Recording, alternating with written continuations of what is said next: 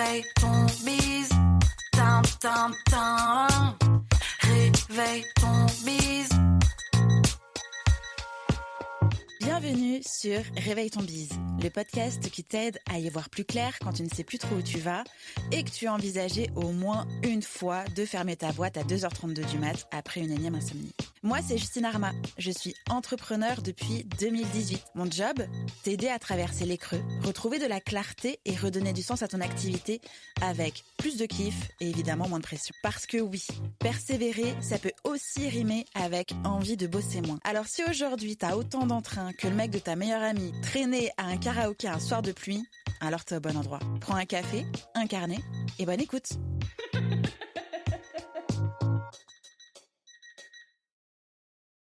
Salut Laura. Salut Justine, Comment tu vas? ça va très bien et toi? Eh ben, je vais très bien. Je suis ravie de te recevoir pour la deuxième fois dans le podcast. Oui, merci. Tu vas avoir une carte de fidélité à force, en fait. Tu fais partie de ma vie, visiblement, du podcast, à l'extérieur du podcast. Donc, je suis ravie de t'avoir encore une fois ici. Merci de me recevoir. Et de se supporter encore. Mais c'est encore un plaisir. Franchement, c'est ce que je t'ai dit en off. Moi, à chaque fois, j'adore t'écouter me raconter la vie. Donc, c'est un podcast où je dois te poser des questions. J'aimerais beaucoup sortir les popcorns pour toutes les personnes qui nous écoutent aujourd'hui. Installez-vous confortablement. On a l'habitude de jamais se faire caresser dans le sens du poil, sinon on s'ennuierait. Et Laura adore secouer les cocotiers et c'est notamment le sujet du jour parce que aujourd'hui, elle vient nous parler de la double exploitation des indépendantes. Aujourd'hui, on va parler du fait que parfois on a l'impression de devoir bosser encore plus qu'avant et plus que les autres avec plus de pression et beaucoup moins de marge de manœuvre que nos chers confrères. Alors on peut se demander que le problème vient de nous, qu'on ne sait pas s'adapter, qu'on devrait toujours pouvoir faire mieux et savoir faire mieux et mieux dire ou moins dire, d'être plus cadré, plus stratégique. Mais est-ce qu'on serait pas un petit peu en train de se tromper vraiment beaucoup parce que potentiellement derrière tout ça, il y a un système qui nous pousse, nous indépendantes, à se laisser exploiter, à être exploitées, à s'auto-exploiter, bref, et ne pas forcément s'en rendre compte. Donc Laura, tu es là pour planter le décor et nous remettre le neurone à l'endroit. Tu es formatrice, tu es autrice et tu travailles justement sur ces questions-là de comment est-ce qu'on peut reprendre le pouvoir sur sa manière de travailler en sortant des discours ultra simplistes sur lesquels on est biberonné H24, notamment sur les réseaux sociaux. Et du coup, de pouvoir observer, comprendre et ajuster autant que possible le système dans lequel on évolue. Donc, je l'espère que ce sera un épisode qui va faire bouger les lignes. En tout cas, on est là pour ça. Est-ce que tu as quelque chose à ajouter sur la personne que tu es ou est-ce qu'on est bon? Je crois que c'est déjà pas mal. Peut-être le seul truc que j'ajoute, qui va paraître un peu technique, mais ça va être utile pour la suite, c'est que je vais vous parler à partir d'un référentiel de systémique. Pour ceux qui me connaissent, ils ont l'habitude de m'entendre parler de ça. Mais encore plus pour aujourd'hui, c'est l'épistémologie. Alors l'épistémologie, c'est comment vous savez ce que vous savez, c'est comment on produit de la connaissance, quoi.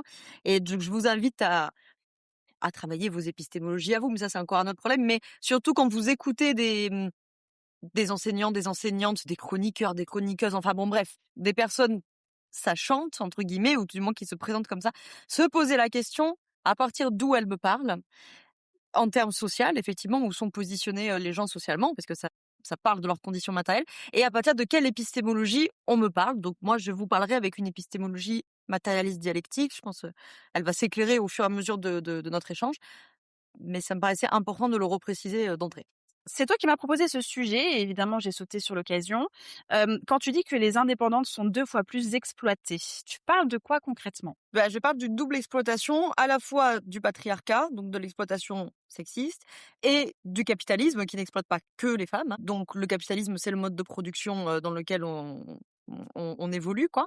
Et donc du coup, les femmes, elles se retrouvent dans la situation d'être à la fois exploitées par le patriarcat et exploitées par le capitalisme. Et les travailleuses indépendantes aussi, avec quelques particularités, on va dire ça comme ça, parce que le capitalisme va les mettre dans une situation quand même un poil différente de leurs collègues salariés. Est-ce que tu peux nous donner une définition rapide du patriarcat, s'il te plaît? Je peux donner une définition rapide, c'est plus que la définition rapide nous empêche de rentrer dans le détail forcément, et donc c'est pratique, ça évite que tout le monde décroche d'entrée, et c'est un petit inconvénient parce que patriarcat en tant que tel, Ça veut pas dire grand-chose, mais ça marche pour le capitalisme, c'est-à-dire que on fait un peu des abus de langage pour dire le capitalisme, le patriarcat, parce que sinon c'est très long. Mais en fait, le capitalisme tout seul, bon, on peut dire des choses, mais il évolue. Et le patriarcat aussi, bien sûr. Donc le patriarcat d'il y a 300 ans, c'est pas le patriarcat d'aujourd'hui, c'est clair. Bon, pour faire une définition très générale, on peut dire que le patriarcat, c'est le système de domination masculine, donc qui va de pair avec le système d'exploitation des femmes, du coup, de fait. Une fois qu'on a dit ça, on n'a pas dit grand-chose, c'est-à-dire c'est un système de domination économique, éthique, institutionnelle, culturelle, des hommes sur les femmes. Alors quand on dit des hommes sur les femmes, on dit le sujet collectif homme dominant le sujet collectif femme. Ce qui ne veut pas dire que, bien sûr, à l'intérieur, vous n'avez pas des sujets individuels femmes qui sont des fois plus dominantes que certains sujets individuels hommes. Mais c'est ça qu'on veut dire quand on parle du sujet homme, sujet femme, on veut dire le sujet collectif. Et le sujet collectif, c'est très important pour comprendre les rapports de force et les rapports de pouvoir à l'échelle sociale, que ce soit dans le patriarcat, dans le racisme d'État, dans le capitalisme, etc. Voilà, donc on pourrait dire ça pour en faire une définition rapide, même si on garde en tête que dire le patriarcat ne veut pas dire grand-chose parce qu'on n'a pas adressé quelle forme du patriarcat on interrogeait, et qu'aujourd'hui on pourrait se poser la question, est-ce que le patriarcat est encore le meilleur terme? Est-ce qu'il est aujourd'hui le plus conséquent, le plus adéquat, puisque ce n'est plus la figure du père de famille, patriarcale donc, qui implique de fait la domination.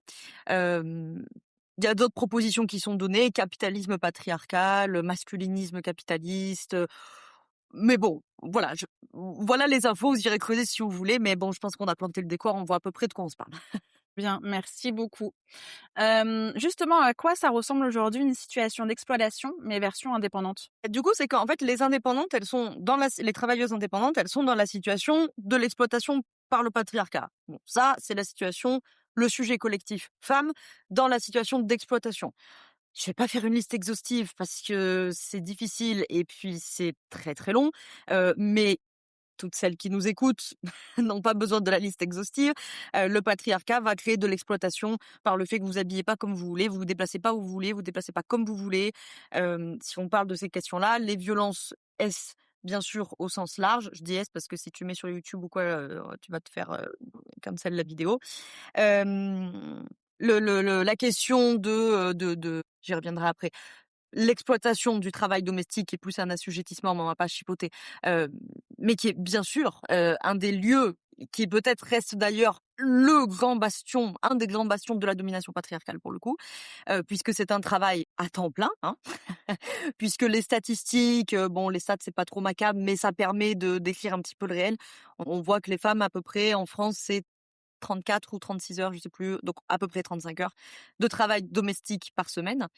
Donc Payé. littéralement, un temps plein et qui est bien sûr, non payé, bien entendu. Donc il y a cette exploitation-là, il y a bien sûr une exploitation, économique, blablabla. Bon, et à côté de ça, il y a toute l'exploitation du capitalisme. Et le capitalisme, l'exploitation, c'est pas, main dans la main, c'est pas un bug dans la matrice, c'est le fondement du mode de production.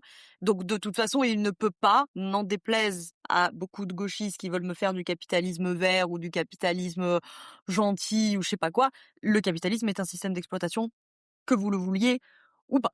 Donc la seule question qui se pose dans le capitalisme, c'est qui peut tirer son épingle du jeu pour être un peu moins exploité? Mais donc quand tu n'es pas un groupe dominant, c'est généralement, tu fais partie des groupes qui payent l'addition. Donc du coup, les femmes, elles vont se retrouver dans cette situation. Les travailleuses indépendantes, en particulier, vont se retrouver bien sûr dans cette situation parce que en plus, elles ont encore moins de protection.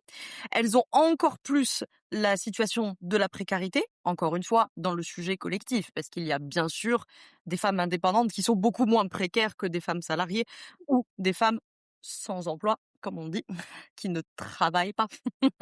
On adore, parce qu'on en connaît toutes, hein, des femmes qui travaillent pas, Oui, bien sûr. bien sûr. Bref, Et leurs enfants, elles travaillent pas. voilà. Mais bon, vous avez compris l'abus de langage, quoi. Et donc voilà, évidemment, les travailleurs indépendants vont aussi se retrouver dans cette situation-là, et on le voit notamment de surcroît dans les questions de maternité, mais ça c'est pour toutes les femmes, c'est-à-dire que même quand vous avez des sujets individuels femmes qui arrivent à peu près à avoir tiré leur épingle du jeu parce qu'elles sont bien bien nées, parce qu'elles ont du capital, parce qu'elles ont des bons revenus, parce que X ou Y. Et donc, elles arrivent à peu près à être dans des situations plus ou moins équitables des hommes. À la seconde où on rentre dans la maternité, l'écart, il se creuse de manière inexorable. Et donc, du coup, les femmes indépendantes, elles vont aussi se bouffer le truc d'être la variable d'ajustement parfaite, quoi. Tu vois? Ah bah oui, mais c'est toi, t'as qu'à y aller, toi, à la crèche ou à l'école ou je ne sais quoi, parce que toi, t'as pas de patron, et puis toi, t'es libre de tes horaires, et puis toi, tu t'organises comme tu veux, et puis blablabla, tu vois? Donc, évidemment, ce sont des statuts professionnels avec lesquels, il me semble, il faut avoir d'autant plus de vigilance. Statut d'exploitation, parfait. Non. Oh, mais toi, tu comptes pas tes heures, puis tu sais, tu peux travailler quand bébé dort. Tu peux travailler à 1h du matin. Après tout, tes mails, tu peux les faire à 1h du matin, tu vois? Je pourrais Je donner des chipote. exemples. Tu as la liberté de le faire. Oui, voilà, tu fais bien de citer la question de la liberté, c'est toujours une douille de toute façon, surtout, quand on est un sujet individuel d'un sujet collectif dominé. Ça marche pour les femmes, mais ça pourrait marcher pour des personnes racialisées, ça peut marcher pour des personnes non valides, ça marche pour d'autres sujets collectifs, mais puisqu'aujourd'hui on se parle de celui-ci, la liberté, c'est toujours une douille. Ça, c'est évident, c'est évident. Il y a pas de liberté sans égalité. L'égalité, vous l'avez pas. Donc après, il y a des sujets individuels de certaines femmes qui sont très aisées financièrement ou qui ont beaucoup de pouvoir parce qu'elles sont à des postes de direction ou quoi que ce soit, et qui, elles, à l'échelle individuelle, effectivement, peuvent rentrer dans une notion de la liberté, etc., mais parce qu'on a dégagé beaucoup de conditions matérielles. Pour la majorité des sujets individuels femmes, la liberté, c'est pas vraiment la question. Justement, comment une indépendante peut, se faire exploiter, déjà dans son entreprise, mais aussi dans sa sphère personnelle, sans s'en rendre compte? Déjà, la question de l'exploitation, peut-être il faut commencer par celle du capitalisme pour le coup. Le capitalisme, on s'en est pas parlé, mais bon, en 2 mots, c'est un mode de production. Je me permets de le rappeler parce que des fois, on se fait un peu gaslight parce qu'on vit évidemment dans un monde ultra sexy, si on reprend la question du patriarcat. Donc, évidemment, même le sujet collectif femme a énormément de sexisme intériorisé. Et donc, vous retrouverez plein d'individus femmes qui vont défendre le patriarcat. De la même manière, vous trouverez plein de personnes individuelles de sujets, pardon, j'avais perdu mon mot, de sujets individuels racialisés qui vont vous défendre le racisme d'État, et vous trouverez plein d'individus prolétaires qui vont vous défendre Bernard Arnault. Bon.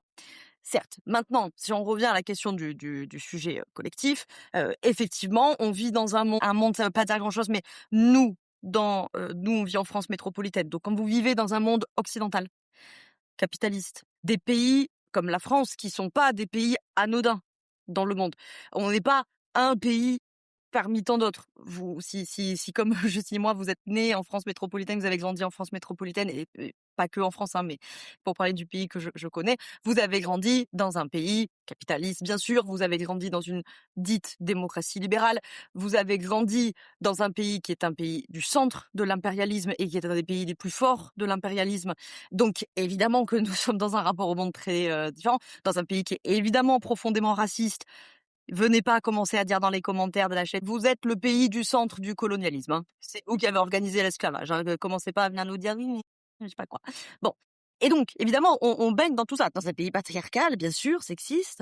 Bon, pas que la France, bien sûr. Mais... Donc, on a plein de schémas sexistes et racistes et validistes, etc. en tête. Et nous avons grandi dans un pays capitaliste, et donc, nous avons les schémas mentaux qui vont avec, plus ou moins selon un sujet collectif. Ce mode de production capitaliste, il est tellement fort, tellement puissant, tellement omniprésent, tellement tout ce que tu veux, que tu entends des phrases du type « Oui, enfin, le capitalisme, ça a toujours existé. » Alors non, faut réouvrir un livre d'histoire. Et en urgence, parce que le capitalisme, c'est quand même pas très très vieux, cette affaire-là. Donc, je refaisais cette introduction parce que des fois, ces systèmes-là, ils sont tellement totalitaires au sens totalisant qu'on a l'impression qu'ils ont été là de tout temps et qu'il est impossible que le monde fonctionne autrement. Mais le capitalisme, par exemple, est un mode de production très récent à l'échelle de l'humanité, bien sûr. Vous avez eu des modes de production différents avant, comme le féodalisme. Il en existe d'autres, des modes de production. Donc, c'était important de repréciser ce truc-là. Ce mode de production capitaliste, pour faire une phrase très large, on peut le résumer en disant que c'est un mode de production qui a la particularité que les capitaux, les sources de revenus, les moyens du travail n'appartiennent pas à ceux qui les mettent en œuvre par leur travail, mais à ceux qui sont propriétaires. Cette petite nuance qui peut avoir l'air d'être un peu technique, un peu théorique, en fait, elle est fondatrice de tout et c'est, il me semble, sur ce mode de production qu'il faut lire le patriarcat. Dans le sens, le patriarcat l'a précédé, hein, et lui survivra, je le crains. Mais dans le sens que le patriarcat que nous vivons, nous, parce que le patriarcat d'il y a 500 ans, c'est très intéressant, mais c'est pas notre sujet du jour, il est imbriqué à la question capitaliste. Et donc l'exploitation, pour arriver à ta question, elle n'est pas dissociable, en fait. En fait, t'es pas exploité par le patriarcat d'un côté, par le capitalisme de l'autre. Ils sont de toute façon intriqués et ils s'entendent très très bien. Donc cette petite définition théorique qui peut paraître être un peu du branlage de cerveau et de la théorie machin, en fait c'est fondamental. C'est-à-dire les moyens du travail et les moyens de production n'appartiennent pas aux travailleurs et aux travailleuses. Si cette phrase vous paraît normale, c'est que vraiment, il y a du gaslight dans le cerveau. C'est normal, puisque pour tout ce que j'ai évoqué avant. Mais quand on prend 2 minutes pour y réfléchir, tu te dis, c'est quand même bizarre cette histoire-là, parce que du coup, qui tire le profit du travail? Bah, du coup, c'est pas les travailleurs et les travailleuses. Donc l'exploitation, elle est ici, hein. Le, le capitalisme a le mérite de pas mentir. Tu l'avais soulevé depuis le début. Donc j'en arrive maintenant à la question. Les travailleuses indépendantes, bah, du coup, vous aurez les manifestations, on va dire, de cette exploitation-là, comme tout travailleur et travailleuse, qui peut varier un petit peu selon vos situations individuelles respectives, parce qu'il y en a peut-être parmi vous qui nous écoutez, qui êtes davantage propriétaires de capital, et peut-être que vous tirez vos revenus ou la majorité de vos revenus de votre capital. Alors, le capital chez nous, c'est-à-dire de la rente, hein, pour faire très très simple. S'il y a des marxistes qui m'écoutent, paniquez pas, vous énervez pas, c'est pas tout à fait ça, mais on va faire simple, d'accord? Par contre, si parmi vous, et je pense qu'il y en a beaucoup, vos revenus viennent de votre travail, c'est-à-dire que si vous ne faites pas vos missions de graphiste ou de formation ou, je sais pas moi, de rédaction web ou peu importe ce que vous pouvez faire, bah vous avez pas d'argent. Alors peut-être ça vous paraît évident, mais sachez qu'il existe une catégorie de la population, c'est pas leur problème le travail, hein. Ils ont des revenus autrement, parce qu'ils touchent des loyers, parce qu'ils touchent des actions, parce qu'ils touchent des dividendes, etc. Vous, si vous êtes dans la situation que c'est votre travail qui vous rémunère, vous êtes donc dans une situation d'exploitation, puisque vous ne touchez pas l'intégralité de votre travail, puisque comme je viens de l'expliquer avant, le profit, il revient à ceux qui sont propriétaires des moyens de production. Les indépendantes, vous êtes dans une situation un petit peu hybride. On va schématiser très très très vulgairement. Si vous ne vivez que de votre travail, je suis navrée de vous dire, parce que des fois ça crispe, vous êtes des prolos. Et vous êtes peut-être même les pires prolos de l'affaire, puisque en plus vous n'avez pas enfin, si on peut dire qu'il en reste encore beaucoup, mais vous comprenez ce que je veux dire, de certains de vos collègues salariés. Donc si concrètement votre travail d'indépendante, c'est de travailler pour des entreprises à la mission, voyez, si votre travail c'est Malte ou des plateformes comme ça, c'est-à-dire vous dépendez de clients, d'entreprises, etc. Uber Eats, vous voyez, nous avons des collègues aussi indépendants que des fois on n'a pas trop dans notre champ de vision parce qu'ils sont pas dans l'infoprenariat web, je sais pas quoi, mais qui sont des travailleurs indépendants dans des situations de salariat déguisé, clairement. Vous êtes au max de la situation prolétaire précarisée totale. Nous avons beaucoup de travailleuses indépendantes dans ces situations aussi, on l'a dit tout à l'heure, parce que plus elles auront d'enfants, moins elles vont travailler, et du coup ton chiffre d'affaires il baisse, et comme ton chiffre d'affaires il baisse, tes congés maternité ils baissent avec, et du coup ta retraite, et ben tu cotises pas, et tu connais la chanson. Donc évidemment il y a toute cette situation là. Si vous êtes dans la situation, et je pense qu'il doit y en avoir aussi parmi ceux qui nous écoutent, de travailleuses indépendantes, mais peut-être vous avez une petite équipe, peut-être vous avez des freelances, peut-être vous avez des salariés, vous avez 1, 2, 3 personnes, peut-être plus, hein, dans ton audience, peut-être qu'il y a plus. Là, c'est différent. Là, vous êtes déjà du côté de la petite bourgeoisie. C'est encore autre chose. Donc, je vais un peu moins parler de cette option-là. Je pourrais y revenir après si tu veux. C'est une situation un peu différente parce que vous êtes aussi dans la situation, vous, d'exploiter. Vous insurgez pas. Je ne suis pas en train de dire que vous, individuellement, vous exploitez les gens, mais si, vous exploitez les gens parce que vous êtes dans un système qui fonctionne comme ça. Donc et qu'on soit clair, moi je viens de la petite bourgeoisie et je suis clairement dans une situation de petite bourgeoisie, hein, donc je suis pas en train de la question morale, ça ne m'intéresse pas, hein, savoir qui est gentil, qui est méchant, c'est pas le sujet. Le sujet, c'est qui est dans quelle position de pouvoir. Bon, maintenant que j'ai reposé tous les préambules qui étaient importants. Donc il y a toute cette exploitation par le capitalisme, j'en ai déjà donné plein d'exemples, mais ce qu'il faut retenir surtout, c'est que, d'autant plus si vous faites partie de la première catégorie, mais même dans la deuxième, vous ne touchez pas l'intégralité de votre travail. Je vais vous donner un exemple très concret. Si vos clients viennent par exemple par Instagram, parce que vous avez votre compte, blablabla, c'est comme ça que vous ramenez des prospects. C'est beaucoup de travail. Normalement, je l'apprends à personne. Produire du contenu, blablabla, les montages vidéo, trucs, machin. Vous toucherez l'intégralité de votre travail quand vous aurez le billet de l'actionnaire dans votre poche. L'actionnariat, par définition, vous voyez bien le truc, c'est-à-dire, je prends le cliché de l'actionnaire qu'on imagine dans son canapé en train de rien faire et puis paf, il y a des sous qui lui tombent dessus. Bon, l'usine en question dont il touche des dividendes, s'il n'y a pas des travailleurs et des travailleuses dans l'usine, c'est pas l'usine qui, comme ça, par miracle, produit des dividendes. Non, il faut que quelqu'un ait travaillé à un moment donné. Donc évidemment, les actionnaires du groupe Meta, les autres, hein, ne touchent pas des dividendes parce que Saturne rétrograde. Non, ils touchent des dividendes parce que vous travaillez sur leur plateforme et qu'ils extorquent de la plus-value pour donner le terme technique qui va avec. Et puis l'exploitation patriarcale sur, j'en ai déjà évoqué des choses, et un peu le nerf de la guerre, si je puis dire ça comme ça, au quotidien dans votre semaine, ben vous le savez, c'est qu'en fait vous avez toute votre exploitation par le capitalisme tout au long de votre journée de travail, et après vous avez votre deuxième journée de travail, qui est une exploitation du capitalisme aussi, bien sûr, et qui en plus, disons, le patriarcat, lui, la nuance qu'il vient rajouter de taille, c'est de dire qui n'est pas payé dans cette affaire. En fait, le capitalisme, il dit, ça, c'est du travail, ça n'en est pas. Hein, les femmes au foyer, sans profession. Bien sûr. Le capitalisme, c'est ça qu'il dit. Jusque-là, j'ai envie de dire, il n'a pas dit le capitalisme, si on pouvait résumer ça vulgairement, il dit les bourgeois sont propriétaires. Bourgeois, c'est au sens marxiste. Hein. C'est pas au sens avoir de l'argent. C'est pas le sujet. On parle d'une position sociale, c'est-à-dire d'être propriétaire des moyens de production. Okay, et les prolétaires, ils ont que leur force de travail à vendre, qu'ils gagnent très peu d'argent ou qu'ils en gagnent beaucoup.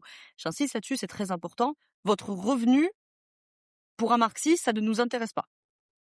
Vous avez des patrons, je pense à des petits artisans de la ruralité qui gagnent beaucoup moins d'argent que les grands fonctionnaires cadres parisiens.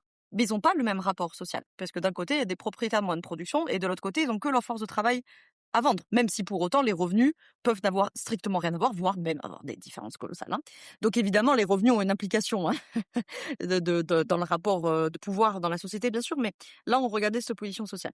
Bref, parenthèse fermée, j'en reviens à mon histoire de capitalisme et de patriarcat. Donc le capitalisme, à la limite, il dispatche comme ça. Il dispatche le sujet collectif propriétaire des moyens de production du sujet collectif à force de travail à vendre. Le patriarcat, lui, il dit « idée de génie, j'ai une idée de génie, les gars. On met les hommes à la production et on la paye. » Là, c'est le capitalisme qui dit la production, elle est payée. Et ben, le patriarcat, il dit d'accord, les hommes. La reproduction, c'est les femmes. Et la reproduction, ça, pour le coup, c'est peanuts.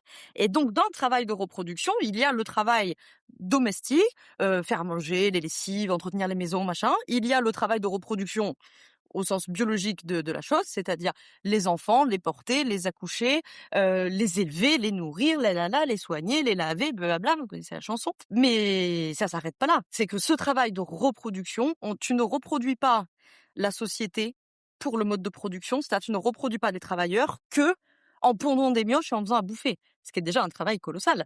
Mais si c'était que ça serait une chose. Mais l'intégralité de votre double journée, mesdames, c'est pas que ça. Et les trois messieurs qui s'occupent de la maison, qui vont bien me dire dans les commentaires. Mesdames, c'est pas l'intégralité de votre double journée de travail. C'est qu'en plus de tout ça, vous avez bien entendu la contraception. La plupart du temps, alors ça, avant qu'il y ait les deux profèmes de mecs pour me dire, alors moi j'ai les slips chauffants, super, ok, pas de souci. Bon, là j'ai un peu de marge. Parce que ça, généralement, c'est toujours les femmes qui s'en occupent. Hein. La contraception, bien entendu.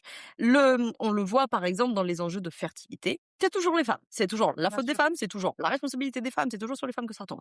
Vous avez l'intégralité de la charge mentale. Vous connaissez ça, on en parle depuis des années. Vous avez l'intégralité de la charge émotionnelle. la vôtre, celle de votre conjoint, celle des enfants, celle de vos copines qui, au bout d'un moment, à force d'avoir bouffé tous les mecs autour d'elles, finissent par vous appeler vous en disant vraiment ma sœur, je suis au bout du rouleau. Et si aujourd'hui c'est toi qui es en bout de course, voilà, c'est pour toi. C'est vous qui avez l'intégralité, la plupart du temps, de la charge, on pourrait dire, familiale. Se rappeler les anniversaires, se rappeler des anniversaires de mariage, se rappeler qui est végétarien, qui a un conflit avec qui, organiser les trucs, le roman familial, faire les albums photos, transmettre les souvenirs, blabla.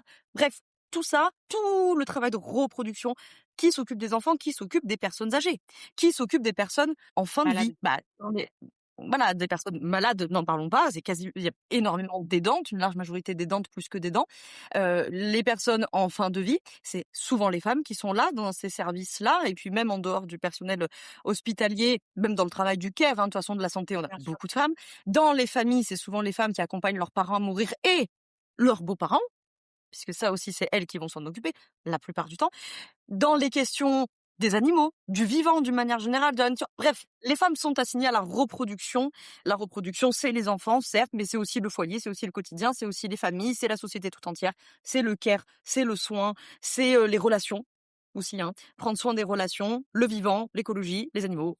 Voilà. Et ça, eh bien, l'exploitation tient dans le fait que ça, c'est la partie gratos. Après, dans les faits, c'est pour ça qu'il faut comprendre que l'imbrication avec le capitalisme, elle est essentielle. Parce qu'en fait, si ce travail-là était un travail rémunéré, c'est une chose.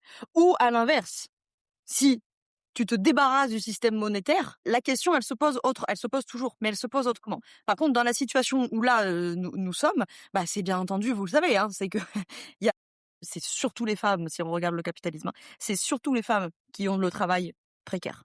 C'est surtout les femmes qui ont le travail à temps plein, justement pas à temps plein, à mi-temps ou à temps partagé. Et c'est les femmes qui ont le travail de la reproduction, blablabla, je refais pas, qui est un travail non payé.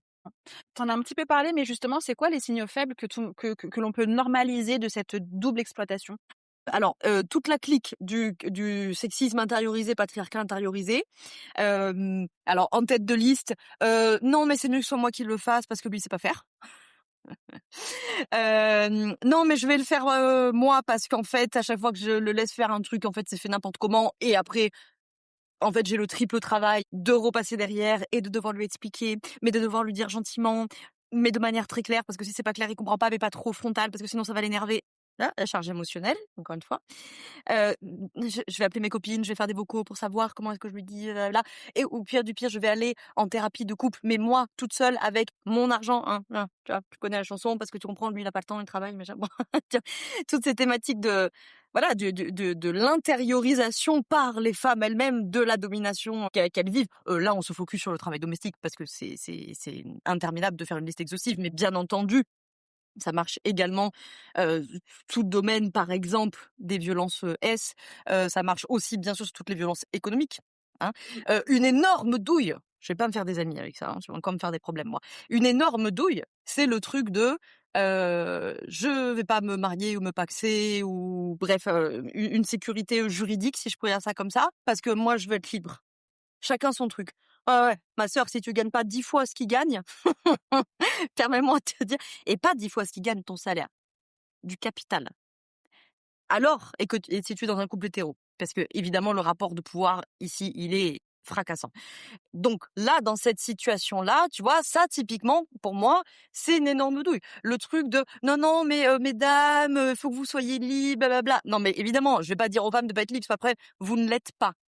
C'est pas une question de, c'est bien, tu vois, c'est cet énorme problème de, c'est pas gentil d'être méchant. Super, d'accord, merci. Sauf qu'en fait, la vérité, c'est que, mais depuis, ça a été beaucoup débunké, notamment, je crois que c'est Titu Lecoq qui en a beaucoup parlé dans son livre, toute la théorie des pots de yaourt, etc. C'est qu'en fait, pendant que votre conjoint va rembourser le crédit de la maison, le crédit de la voiture, etc. Bon, la voiture, c'est pas un capital, mais la maison, l'appartement, je sais pas quoi, ça, c'est du capital. Vous, pendant ce temps, vous payez les courses du quotidien, le plein d'essence, les bodys pour le petit qui mettra plus dans 3 jours, les couches, je sais pas quoi. Et le jour où il y a séparation et qu'il peut se barrer comme ça parce que vous êtes libre, à toi, walou, il te reste rien. Et on le sait, quand il y a séparation, même dans certains cas de divorce selon les régimes matrimoniaux, on va pas faire un cours sur les régimes matrimoniaux, et c'est les femmes qui se retrouvent toujours lésées de ce genre de situation. Voilà, donc tout ce genre d'intériorisation, de minimisation, vraiment là-dessus, moi j'en parle souvent sur la question du couple, c'est un de mes sujets de spécialité, mais c'est vraiment méfiez-vous mesdames parce que votre sociabilisation, la plupart du temps, c'est une sociabilisation du care, du soin. Faut être gentil, faut être patiente. Il faut le sauver. Aïe, catastrophe. Blablabla, il va changer avec l'amour, je sais pas quoi. Bref, je fais une traduction dialectique de la chose, c'est-à-dire votre sociabilisation, la plupart du temps, pas toutes, mais la plupart du temps, c'est d'effacer toutes les contradictions de monsieur. Sa vie, c'est une thalassothérapie. Voilà. Il va bosser, il met des sous sur son compte bancaire à lui, avec lequel il se paye son foot, ses voyages, je sais pas quoi, ses soirées avec ses potes, machin, là. Et toi, tu fais à bouffer, le ménage, les gamins, blablabla. Mais toi, un jour, t'es à bout de nerfs. C'est normal.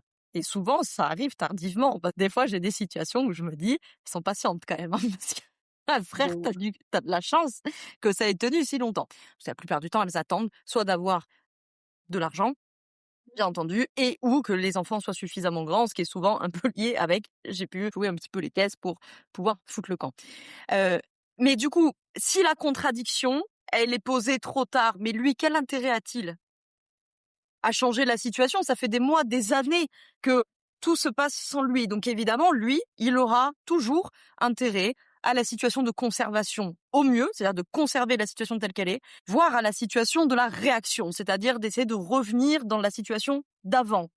Et donc là, s'engage un rapport de force dans lequel, la plupart du temps, vous n'êtes pas gagnante. Il y a dans les gens qui nous écoutent des femmes dont les situations individuelles vous permettent d'avoir un rapport de force suffisant avec votre conjoint. Grand bien vous fasse, conservez-le le plus possible, ça vous évitera beaucoup de problèmes, mais il y a beaucoup de femmes qui ne sont pas dans cette situation ou qui vont l'être de moins en moins avec le temps parce que, on le sait, ou je vous l'apprends, si vous ne connaissez pas cette stat effarante, dans les couples hétéros, plus il y a d'enfants, moins il en fout quelque chose. C'est un truc fascinant, c'est qu'on constate que ils font un petit peu, parce que des fois ils sont un peu obligés de se débrouiller tout seuls, Bah des oui, fois. ils sont vus. C'est Voilà. tout ce qu'il y a. Avec l'enfant, ils font un peu plus. Et après, alors quand t'arrives à 4 enfants, alors là, ils ont disparu de l'équation. Je fais un procès d'intention aux hommes, mais qu'on se comprenne bien. Le patriarcat est un système d'exploitation qui les exploite eux aussi, et le capitalisme aussi. Mettre les pères dans la situation où c'est leur source de revenus à eux qui, la plupart du temps, sont conservés, puisqu'ils sont mieux payés. Non mais c'est le serpent qui se mord la queue, le truc est infini. Donc la plupart du temps, quand le couple hétéro a un enfant, eh bien s'il faut conserver un des deux revenus, la plupart du temps on conserve celui de monsieur, puisqu'il est mieux payé. Et donc, évidemment, pour madame, c'est une situation dangereuse au mieux, catastrophique au pire, pour toutes les raisons qu'on a évoquées. Mais je tiens quand même à préciser que ce capitalisme met aussi les pères dans une situation d'être complètement absents de la vie de leur femme, de leur couple et de leurs enfants, d'en être complètement des étrangers, ou à minima, s'ils sont pas complètement étrangers, ils sont un peu étrangers à ça, et qu'il est quand même très difficile, je leur accorde un point quand même, de comment dirais-je, de s'intégrer après. Parce qu'en fait, cet enfant, en fait, il connaît que sa mère, et puis sa mère, elle le connaît par cœur. Et donc, quand je suis en train de dire c'est très difficile, je suis pas en train de parler des tocards qui se servent de ça. Oui, non, mais du coup, je sais pas faire. Je parle pas de ça. Lui, il fallait le mettre dans la contradiction plus tôt, par contre. Mais par contre, il faut entendre aussi que c'est une violence pour les pères d'être aussi privés de tout ça. C'est une violence pour les femmes à 10 000 pauses. C'est toujours plus violent pour les femmes. Pas à l'échelle individuelle, vous trouverez des exceptions. Mais à l'échelle collective, c'est toujours plus violent pour les femmes parce que c'est les femmes qui sont le sujet dominé. Mais c'est aussi une violence pour les hommes et notamment pour les pères. Et après, les signaux faibles, comme je suis sur le capitalisme, je vous inviterai à être d'autant plus vigilant à cela parce qu'il me semble, et je peux supposer que peut-être dans ton audience, il y a beaucoup de femmes qui nous écoutent là et qui les connaissent un peu, ces signaux faibles du patriarcat. Vous avez quand même du sexisme intériorisé, moi aussi, enfin de toute façon, surtout, alors nous les années 90 quoi. De ouf. Donc bon, tu vois, parce que je pourrais en citer plein d'autres. La grossophobie est aussi en lien avec le patriarcat. Tous ces signaux faibles, c'est aussi plaire aux hommes, ne s'intéresser qu'au regard des hommes, toujours se demander comment les hommes vont me regarder dans la rue. Enfin, vous voyez, tout ça, c'est aussi des signaux faibles. Mais on était un peu focus là sur le travail domestique. Mais évidemment, il y en a beaucoup d'autres. Et les signaux faibles du capitalisme, la méritocratie en premier lieu. Faut travailler dur pour réussir, on n'a rien sans rien, les no pain no gain, la meilleure version de soi-même, blablabla, toute la clique là. Toutes les intériorisations, productivité, ça me dérange un petit peu, de dire ça, mais en tout cas, vous comprenez ce que je veux dire, d'injonction à la performance notamment et notamment très en lien avec le système validiste, hein, c'est-à-dire tout ce qui va vous emmener à vous fracasser la santé, les santé et après du coup de culpabiliser de voilà et je suis fragile et c'est beau et on n'a rien sans rien et à un moment donné il faut aller bosser, tout ce genre de trucs. Le repos c'est une récompense. Qu'est-ce que je pourrais vous sortir? L'intériorisation, au même titre que dans le patriarcat. Vous voyez, dans le patriarcat, enfin dans les luttes féministes plutôt, vous avez comment dirais-je, un concept, si je peux dire ça comme ça, la pick me. Ok. La pick me, c'est la nana qui a tellement intériorisé le patriarcat que elle, sa stratégie de survie, parce que c'est ça, hein, sa stratégie de survie dans le patriarcat, c'est de se faire reconnaître, accepter par le groupe dominant, donc par les hommes, et qui du coup va se comporter en faveur du groupe dominant. Bon, soyez pas les pique-me du capitalisme. C'est-à-dire, deuxième moment où je vais me faire d'amis, c'est-à-dire toute l'intériorisation du type oui mais c'est normal que les milliardaires ils aient tout et qu'on les taxe pas parce qu'en fait ils ont beaucoup travaillé et ils ont beaucoup de mérite et moi si je le veux vraiment je vais devenir moi aussi millionnaire non ça va pas arriver. Ça va pas arriver. Ces gens-là ne sont pas là par leur mérite ou leur travail ou leur argent parce qu'il est bien investi ou je sais pas quoi. C'est pas ça qui se passe. Si vous pensez ça, faut absolument ouvrir un bouquin d'économie parce que là vraiment en train de vous faire laver le cerveau fort. Et surtout, à qui ça sert? Vous ne deviendrez pas ces gens-là de tout. Et alors, mesdames, je suis navrée de vous dire que encore moins que le groupe collectif d'en face, hein, clairement. Hein. Vous voyez, voilà, tous ces signaux-là d'intériorisation du capitalisme, c'est normal de souffrir, c'est normal que tout soit dur, c'est normal que le travail, ça rende malade, ou l'inverse, tu sais. La dernière fois, je vous donne cet exemple-là, après je me tais. Je m'embrouille avec un monsieur avec lequel on n'est vraiment pas d'accord. Bon. Et donc, il est dans ce truc-là...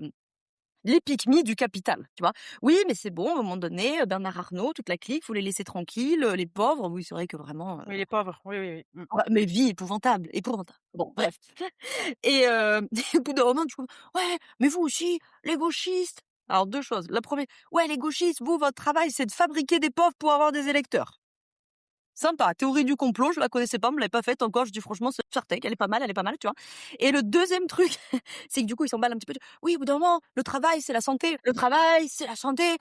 Le travail, ça rend libre. Alors, à toutes celles et ceux qui n'ont pas la ref, je vous déconseille de taper le travail rend libre sur Google, puisque c'est l'entête de l'entrée du camp d'Auschwitz. Hein. Donc, il est arrivé en 3 secondes avec un slogan de nazi. Regarde où tu vas avec ton intériorisation là. Genre, c'est quand même terrible. Genre, tu es dans une situation où tu t'es fait pourrir la vie par le capitalisme, tu as le corps fracassé. Genre, tu as travaillé toute ta vie, tu as trimé, tes épaules sont foutues, ton dos est foutu. Tu vas mourir 10 ans avant les autres, parce que c'est ça qui se passe pour les ouvriers. C'est qu'ils ont une espérance de vie 10 ans inférieure aux autres. Tu vas perdre 10 ans de ta vie, que tu aurais pu passer avec ta femme, avec tes gosses, avec tes petits-enfants, je sais pas quoi. Et encore, voilà les 20 dernières années de ta vie. Tu peux pas te lever, tu peux pas bouger, tu es en arrêt longue maladie, etc., etc. Et tu défends ce système, mais c'est fou. Mais c'est fou et en même temps, ben, tu as la situation des femmes, comme tu l'as en ce moment avec les féministes d'extrême droite, comme elles s'appellent, ce qui est évidemment un contresens, hein. Clairement. Ça ne va pas ensemble et qui vous expliquent ça toute la journée, tu vois, qu'au bout d'un moment, les femmes aujourd'hui, elles vont trop loin, je sais pas quoi, elles sont excessives et du coup, ces pauvres hommes, tu comprends, ils ont peur des femmes et du coup, voilà, au bout d'un moment, faut pas s'étonner aussi qu'ils les tuent, quoi. D'accord, OK, d'accord. Oui, bah oui, d'accord. Très bien. Bertrand Cantat comme président, c'est ça? Ouais, mais tu sais, Justine, toutes les histoires ont 2 versions. On sait pas. Voilà, tu vois, bah, ça, typiquement, Ouais. tu vois, les crimes passionnels, ce genre de trucs. Bon, là, c'est pas l'exploitation du travail domestique, mais c'est lié au travail domestique, la violence conjugale. À ce titre-là, je vous invite à lire et ou à découvrir Silvia Federici, notamment son second livre, Le capitalisme patriarcal, porte son nom, hein, vous vous doutez du sujet. Federici est une féministe que j'adore, qui est d'obédience marxiste, et qui a fait un travail formidable, enfin bref, et notamment sur les violences conjugales, elle dit ça. Elle dit: «La violence conjugale, c'est la discipline du travail domestique». Bien sûr. c'est la meilleure définition. C'est une très bonne définition pour montrer que c'est ces questions de rapport de pouvoir et de rapport de force, et que conquérir le droit au divorce pour les femmes, c'est conquérir le droit à changer d'employeur et demander de meilleures conditions de travail. Je vais remettre une pièce dans la machine parce qu'on est là pour ça. Dans notre écosystème de l'infoprenariat, il y a moult discours, notamment celui-ci de, ouvrez les guillemets, si ça marche pas, c'est toi, c'est ton mindset, c'est ton passage à l'action. En quoi ce type de discours, justement, renforce l'exploitation?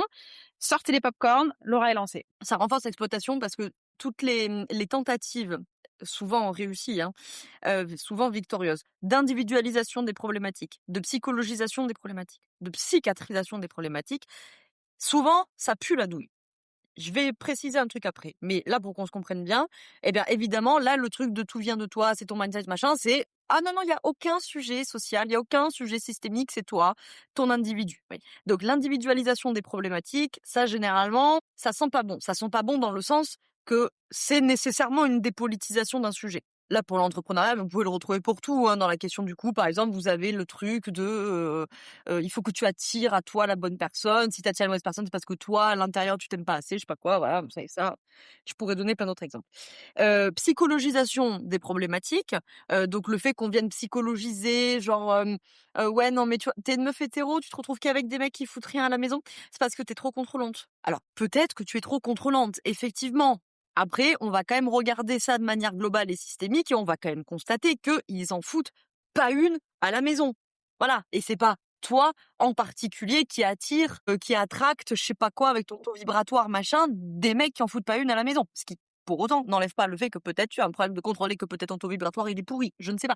Par contre, vous voyez, comme ça dépolitise, ça enlève tout le volet social systémique, quoi. Et des fois, la charge mentale. Même truc. La charge mentale, oui, mais c'est toi aussi, t'es pas assez flexible, t'es trop contrôlante, je sais pas. Et on peut carrément aller au niveau de la psychiatrisation. Ça, c'est un truc qu'on a vu ces dernières années avec les co-anxiétés, par exemple. Donc évidemment, aucun problème systémique, aucun problème de criminel climatique, pas du tout, c'est toi. Tu es co-anxieux. Voilà. Donc, mais vous voyez, c'est un truc que vous pouvez avoir avec le burn-out aussi. Là, je vais, troisième moment, je vais pas me faire des amis. La question du burn-out, moi, personnellement, je ne suis pas favorable qu'il rentre au manuel de diagnostic psychiatrique parce que c'est pas les individus qui sont malades psychiatriquement de faire des burn-out, c'est qu'ils sont exploités par un mode de production qui est un rouleau compresseur, quoi. Et encore une fois, tu vois, c'est une individualisation, une psychiatrisation, c'est-à-dire, toi, t'as pas les ressources, tu manques de résilience. Très bon concept de Boris Cyrulnik, mais qui s'est fait accaparer, on va dire, le concept par le néolibéralisme. Voilà, donc c'est toi qui sais pas gérer ton stress, c'est toi qui manque de résilience, bla, ton mindset, machin, je sais pas quoi. Et encore une fois, tac, on dépolitise et on parle pas des conditions matérielles de travail et on parle pas, bien sûr, des systèmes X et Y, parce que là, il faudrait parler du validisme également au milieu, etc. Le deuxième truc que je voulais dire sur cette question-là, c'est que, au demeurant, les libéraux qui souvent tiennent ce genre de propos-là, donc nous, on les a beaucoup dans notre secteur, les entrepreneurs, mindset, machin, du libéral de base jusqu'au libertarien zinzin, là, qui veut qu'on arme tout le monde parce que la liberté individuelle, machin. Bon. Donc on a le continuum, là, c'est un continuum. Il démarre avec la même base, la liberté. Bon. Il y a du vrai dans l'erreur. Ce que je veux dire par là, c'est que très souvent, le problème de ces discours-là, c'est pas tant qu'ils sont faux, plutôt qu'ils soient incomplets. Tu vois, c'est-à-dire le truc de base de l'entrepreneur libéral.jpg qui te dit oui, mais tu sais, Justine, dans la vie, on a toujours le choix. Le problème du gauchiste de base, il dit c'est pas vrai, on n'a pas toujours le choix parce que quand même, on n'a pas toutes ces conditions sociales, machin. Mais le problème, c'est qu'une fois que tu as dit ça, en fait, les deux, ils ont raison. Parce qu'en fait, il a du vrai dans l'erreur, l'autre bourricot, quand il te dit on a toujours le choix. Oui, on a toujours le choix, effectivement. Le problème, c'est que quand t'as dit ça, t'as pas dit quel choix, à quelle personne, dans quelles conditions. C'est là que le gauchiste a du vrai dans l'erreur, parce que lui, il dit, bah non, parce qu'en fait, frérot, t'es mignon, mais quand t'es Bernard Arnault, t'as quand même pas tout à fait le même choix que quand t'es Justine Arma, donc, excuse-moi, mais en fait, voilà. Mais du coup, il y a du vrai dans l'erreur. C'est plutôt des deux côtés. C'est plutôt le problème, un problème épistémologique, pour le coup, c'est plutôt, il me semble, un problème de complétude, c'est-à-dire la question de la dialectique qui va nous intéresser à comprendre la situation. Comprendre, c'est comprendre avec sa tête, certes, et c'est comprendre au sens mathématique. Vous vous rappelez, désolé, les non-matheux, je vais vous rappeler de mauvais souvenirs, quand on vous disait blablabla et compris dans l'ensemble R, par exemple. C'est ça, comprendre. La dialectique, elle comprend cet enjeu-là. Je vous l'illustre avec un dernier truc pour que ce soit clair sur la question du choix. Le choix, c'est souvent une douille. Il y a du vrai dans l'erreur, dans ce qu'il raconte, mais c'est souvent une douille dans un discours politique. Quand je dis politique, ça peut être politique politicienne, mais politique au sens large, d'accord? Et dans l'entrepreneuriat, on l'a tout le temps, la question du choix. Et on l'a tout le temps, c'est pas pour rien, parce que c'est un concept qui est cher au libéralisme, hein. Et que souvent, avec la liberté de choix, la liberté d'entreprendre, on a toujours le choix, il faut faire les bons choix. Bon. Le choix, très souvent, c'est une énorme douille parce que ça dépolitise et ça masque, encore une fois, quel choix, pour quelle personne, dans quelles conditions. Alors, l'exemple que je donne, je l'ai volé à mon mari, hein, donc je lui fais le copyright, mais lui, il le prend toujours comme ça en me disant, quand le droitard, il te dit que tu as toujours le choix, en fait, il a raison, parce qu'entre la peste et le choléra, tu as le choix. Sauf qu'en fait, si je te propose la santé, ben en fait, il n'y a plus de choix. Ça n'a plus aucun sens. Qui va choisir le choléra plutôt que la santé? Donc, évidemment qu'en fait, si je te propose la santé, le choix, il disparaît. Donc, en fait, le choix, c'est un concept à la con. Enfin, c'est pas un concept à la con. Comprenez ce que je veux dire? D'un point de vue politique, en fait, ça nous dit pas grand-chose. C'est-à-dire que quand l'entrepreneur, il te dit, oh, mais en fait, au bout d'un moment, t'as le choix. Soit tu te tues au boulot et tu réussis, soit tu te reposes, mais du coup, tu réussis pas. Mais qu'est-ce que c'est que ce choix? Mais enfin, c'est pas un choix. Moi, le système politique que je défends, c'est qu'on peut réussir. Faudrait qu'on se mette d'accord sur la définition. Mais réussir au sens avoir une vie digne de ce nom sans se tuer à la tâche. C'est quoi cette histoire? Soit tu es en bonne santé, soit tu as de l'argent. C'est ça que vous êtes en train de nous expliquer? Soit tu te tues au boulot et tu as du pognon, par contre tu es dans un état lamentable, soit tu te reposes, tu as une santé qui tient à peu près la route, mais bon, pas longtemps, parce que quand tu pas d'argent, tu restes pas en bonne santé très longtemps, malheureusement. Encore en France, ça va à peu près, car nous avons la sécurité sociale, grâce aux communistes, je le rappelle, mais de moins en moins, parce qu'il la libéralise beaucoup. Et alors, si tu vis aux États-Unis, alors là, tu sais très bien que si t'as pas d'argent, t'as pas la santé. Mais vous comprenez ce que je veux dire? C'est la même chose. La peste ou le choléra, la santé ou l'argent. Mais en fait, ça n'a aucun sens. Si à côté, je te donne la sécurité sociale, tu vas dire, bah attends, j'ai la santé, j'ai pas besoin de sortir des milliers d'argent. Donc, voilà, la notion du choix, c'est souvent une douille. Et j'illustrerai ça pour vous dire que souvent, je pense que on s'embourbe dans ce genre de débat. Par exemple, là, dans le milieu de l'entrepreneuriat, parce qu'en fait, celui qui est en face, il peut te dire, bah si, en fait, c'est vrai qu'on a toujours le choix. Et en fait, oui, en fait, il a pas tort non plus quand il dit ça, tu vois. En fait, c'est juste que le concept, il est pourri, tu vois. On a bien compris que, à force de tout ça, en plus, les indépendantes ont tendance à être, à vouloir aller, flirter à chaque fois sur la perfection. Donc la parfaite épouse, la parfaite maman, la parfaite entrepreneuse, la parfaite influenceuse, le fit parfait, l'offre parfaite. Tout ça fait que ce truc de syndrome de la bonne élève et de la perfection, sur tous les fronts, dans toutes les sphères de la vie d'indépendante, fait que c'est la personne idéale pour se faire presser le citron jusqu'à être compressée/écrasée. C'est ça le quotidien aussi de l'indépendante et de cette zone de double exploitation. Moi, je me demande, est-ce qu'il y a un moment où ça craque, où vraiment il y a des personnes qui restent coincées là-dedans et qui s'en rendent pas compte? Mais la majorité des femmes sont dans cette situation, je pense, hein, de toute façon.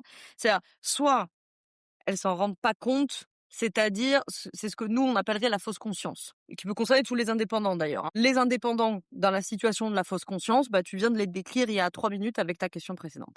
C'est-à-dire, c'est ceux qui interprètent leur situation à travers les catégories du capital, mais qui voient pas les catégories du capital. Et qui appellent ça le mérite, qui appellent ça le choix, qui appellent ça la liberté, blablabla. Alors ça, les indépendants, et alors surtout nous dans notre secteur, parce que les indépendants, ça veut pas dire grand-chose. Les indépendants, il y a aussi des artisans, il y a les coiffeurs, il y a les chauffeurs Uber. Et nous, là, dans notre milieu, entrepreneurial, infoprenariat, machin, fausse conscience tout le temps. Tu vois. Et la fausse conscience, bah, tu peux la retrouver chez les femmes, c'est-à-dire qui voient leur situation, qui l'interprètent à travers les catégories du patriarcat, mais qui les naturalisent, qui les essentialisent, ou qui sentent bien qu'il y a une douille quelque part, tu vois, mais il y a ce gaslight parce que le système, il est, encore une fois, totalisant. Et moi, il me semble, alors là, je vais avoir plein de désaccords avec des camarades, mais enfin, en tout cas, c'est un vaste débat avec beaucoup de camarades, mais moi, il me semble que le patriarcat, il est des fois même presque plus totalisant que le capitalisme, tu vois. Aussi parce qu'il le précède et parce que je le crains, lui succédera, même si on est bien d'accord, hein, le dépérissement du capitalisme est un coup majeur porté au patriarcat. Enfin, déjà, si vous vous débarrassez du capitalisme, croyez-moi bien que déjà la domination masculine, elle prend cher, mais elle tombe pas complètement non plus. Bref. Et donc oui, bien sûr, des thématiques de fausse conscience, et la thématique, plein de fois, de pas du tout être dans la fausse conscience, mais de n'avoir pas de conditions matérielles pour se sortir de cette situation. Mais jusque où on est responsable de ce qu'on accepte et à quel moment justement ça peut dépasser l'individu? Je pense que la question de la responsabilité, c'est la même douille que le choix. Parce que en fait, je pourrais le reformuler en disant, «C'est ton choix de l'accepter ou c'est ton choix d'en sortir». En fait, c'est une douille comme concept parce que en fait, le choix, tu l'as pas.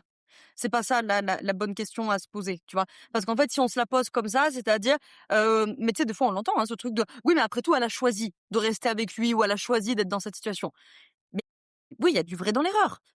Oui, elle l'a choisi, effectivement. Bon, il y a des femmes qui l'ont pas choisi parce qu'elles sont dans une situation de vie ou de mort, bon et il y a beaucoup de femmes, qui effectivement l'ont choisi, dans le sens où effectivement, elles ont pas eu un couteau sous la gorge pour le faire. Bon, une fois qu'on a dit ça, on n'a pas, quand même vraiment bien expliqué pourquoi est-ce qu'elle fait ce choix-là. Donc oui, dans l'absolu, elle a fait le choix de rester avec lui ou de se mettre à son compte ou je sais pas quoi. Non, c'était quoi les autres choix de toute façon? Étaient-ils accessibles? L'étaient-ils à ce moment-là? Ils l'ont peut-être été par le passé, ils ne le sont plus. Puisque quand j'étais, en couple avec mon mec, c'était pas la même situation parce que maintenant on a 3 enfants et qu'ils ont tous moins de 5 ans et que en fait, j'ai enchaîné les congés mat, sauf qu'entre temps, j'ai pas fait du chiffre d'affaires. Donc en fait, mon 3e congé mat, eh ben, j'ai pas cotisé des droits. Donc en fait, on m'a dit: «Ah, vous vous débrouillez». Donc bah, du coup, je me suis mis en congé parental. Bon, le congé parental, c'est 400 € par mois. Et après, effectivement, tu auras un droit pour dire: «Oui, bah, après, elle a le choix, elle peut partir. Pars avec tes 3 gosses, c'est 400 balles par mois». Oh, tu le relativises ton mari, tu vois? Tu te dis: «Ah bon, bah, allez, pas Finalement, si il est mal». pas si méchant. Bah, mais évidemment, tu vois? C'est les effets que nous on appelait de post-rationalisation. C'est-à-dire qu'effectivement, tu es bloqué dans cette situation. Voilà, donc voyez, mais et puis c'est un truc que vous voyez peut-être chez des copines à vous ou que vous voyez probablement chez vos mamans ou que vous voyez très probablement chez vos grands-mères. Où vous voyez très bien le niveau de patriarcat intériorisé qu'elles ont et que vous avez vous aussi. Peut-être c'est un peu dilué avec les générations et je l'espère que vos filles, vos petites filles, elles vous regarderont en me disant: «Oh putain la catastrophe», parce que ça veut dire qu'on aura suffisamment avancé le combat pour qu'elles regardent nos vies en se disant: «Mais elles étaient timbrées d'accepter un truc pareil». Je l'espère, parce que ça veut dire que le combat, il aura suffisamment avancé, que des choix, elles en auront d'autres. Bon. Donc, encore une fois, la question de la responsabilité, je trouve qu'on n'a pas dit grand-chose quand on est parti avec ce concept-là. Souvent, ça, c'est une douille en plus de droitard pour vous dire oui, c'est ta responsabilité d'accepter, c'est ta responsabilité. Et encore une fois, ils ont du vrai dans l'erreur aussi. C'est-à-dire que effectivement, dans les sujets individuels, quand tu es dans des conditions matérielles, qui te permettent de rivaliser, le mot est une provocation volontaire, de rivaliser dans le rapport de force avec ton conjoint. Je parle encore une fois du couple hétéro puisqu'il est un gouffre de rapports de pouvoir encore plus fort que dans le couple homosexuel. Heu, et les familles monoparentales, alors là, c'est encore un autre problème, parce que alors là, le niveau de précarisation, c'est la cata. Bon, et surtout quand c'est les mères qui sont célibataires, ce qui est la majorité des familles monoparentales. Bref, j'en reviens à mon couple hétéro. Heu, bien sûr que à l'échelle individuelle, quand tu as les conditions matérielles qu'on pourrait énumérer, qui te permettent de, globalement, tenir un rapport de force avec lui, oui, tu as une certaine responsabilité dans le fait de ne pas laisser la situation s'enquister dans une situation de conservation, parce que le jour où tu vas poser la contradiction, mais lui, il a plus aucun intérêt à bouger. Donc oui, bien sûr, vous avez intérêt à poser des contradictions très tôt dans la relation pour voir comment il va se positionner. S'il fait des choix conservateurs ou réactionnaires dès le début, ça va être compliqué. Et mais d'ailleurs, probablement, les femmes qui sont dans cette situation, très probablement, s'il y en a parmi vous qui nous écoutez en ce moment, vous êtes peut-être dans un début de relation en train de dater avec un gars, et en fait, il commence à vous prendre ici, ça fait que quelques semaines, quelques mois, il fait déjà des choix à la con. En fait, vous allez vous en débarrasser. Et vous allez vous en débarrasser probablement parce que vous êtes dans les conditions matérielles de dire: «Frérot, tu fais pas l'affaire. Je m'en fous». D'accord? La première condition matérielle à laquelle on pense, c'est l'argent, massif dans un système capitaliste, mais c'est pas le seul, hein.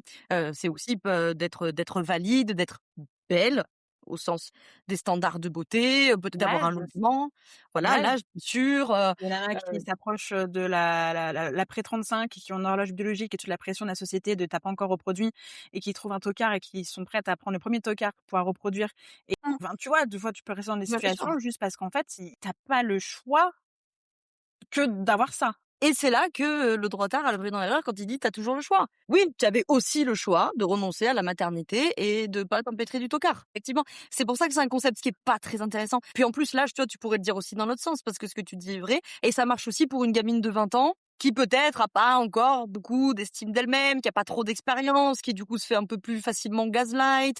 Le rapport de pouvoir, il est énorme, tu vois? Je cette anecdote-là, mais il y en a plein. Copine, on s'en fout. Bon, elle a 25 ans, tu vois. Elle se met en couple avec un type qui en a 55. On va même pas, voilà, ouvrir le sujet. question morale. Si je m'en tiens juste à la question des conditions matérielles, évidemment que l'écart de pouvoir, il est colossal. Déjà, parce que c'est un homme, certes, mais putain, il a 30 ans de plus. Donc, il a une carrière, il est cadre, je sais plus quoi, il a un salaire énorme, il a du capital, il est propriétaire de plusieurs appartements. Enfin, il est évident que, oui, elle a le choix de rester avec lui, certes, d'un point de vue abstrait. Maintenant, concrètement, dans les conditions matérielles, tu n'auras le choix de rien. Il a trop de pouvoir, toi. Trop. C'est évident. Attention, quand je dis ça, je dis pas que ça va mal se passer. Peut-être que ça va très bien se passer. Je dis pas ça. Je dis que tu es dans une situation cocotte où tu es obligé de compter sur le fait qu'il soit gentil. Et ça, c'est un problème. Parce que tu as énormément de ces couples hétéros où les femmes, elles se retrouvent dans cette situation de compter sur le fait que mon mec, il est gentil, j'espère il va le rester. Je l'espère aussi. Parce que si demain, il ne l'est plus, et encore une fois, soyons pas idéalistes, il va pas devenir méchant parce que il a Pluton sur l'ascendant. C'est pas ça qui va se passer. C'est que par contre, les conditions matérielles vont lui donner de plus en plus de pouvoir. Parce que socialement, c'est comme ça que ça va se passer. Et alors, si en plus, selon vos conditions individuelles, machin, bon. Donc lui, il va avoir de plus en plus de pouvoir. Plus il va avoir du pouvoir, plus il va s'en servir. Pas parce que c'est un homme et qu'ils sont essentiellement dans leur essence des personnes comme ça. Pas du tout. Quand les femmes ont beaucoup de pouvoir, elles sont détestables elles aussi. C'est pas le problème. C'est qu'il va avoir lui de plus en plus de pouvoir. Donc il va être de plus en plus détestable. Et plus il en a, moins t'en as. Et moins t'en as, moins t'as le rapport de force. Et là, t'es bloqué parce que tu dis, bah là, en fait, je peux que compter sur le fait que il soit sympa. Alors déjà, c'est pas la qualité première de leur sujet collectif. Déjà, donc compter là-dessus, c'est chaud. Et puis, qu'est-ce que c'est que cette relation de couple, quoi, tu vois? Et puis, voilà, désolée de péter l'ambiance, mais en fait, la probabilité qu'il t'arrive quelque chose de grave, c'est lui. Donc si tu es bloqué dans un couple en te disant: «Pour pas qu'il m'arrive quelque chose de grave, je vais compter sur le fait qu'il soit bien luné», heu, j'enlève bien entendu de mon exemple les questions de violence conjugale. Parce que là, bien entendu, c'est encore un autre problème. Et d'ailleurs, c'est un des exemples où on voit que la question du choix, est complètement con, tu vois? Je veux dire, le truc de: «Ah ben oui, mais en même temps, là, avec un maïs violent, elle avait qu'à se barrer». Si, beaucoup. Jean-Claude pour cette, Intervention. voilà, cette réflexion. Et tu vois, c'est là que le gauchiste peut se faire, quand je dis gauchiste, c'est au sens un peu péjoratif, hein, c'est au sens léniniste de la chose, peut se faire avoir dans un débat. Parce que du coup et tu vois, s'il rentre dans la question du choix, de la responsabilité, après, il va se faire piéger par un truc comme ça, parce que lui, il le sait au fond que c'est pas qu'une question de choix, en fait. C'est une question de choix. Et on dit rien de très politique avec ça. C'est utile à l'échelle individuelle. À l'échelle collective, ça nous dit pas grand-chose.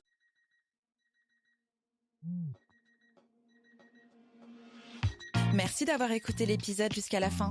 Tu es clairement dans le club des vrais. Si ça t'a fait du bien, fait réfléchir ou donner un peu d'élan, partage-le à une entrepreneur autour de toi. Tu peux aussi t'abonner, laisser un avis et des étoiles sur Apple Podcast ou Spotify. C'est clairement le meilleur moyen de faire vivre Réveille ton bise. On se retrouve très vite dans le prochain épisode. D'ici là, prends soin de toi et de ton bise. Bye bye!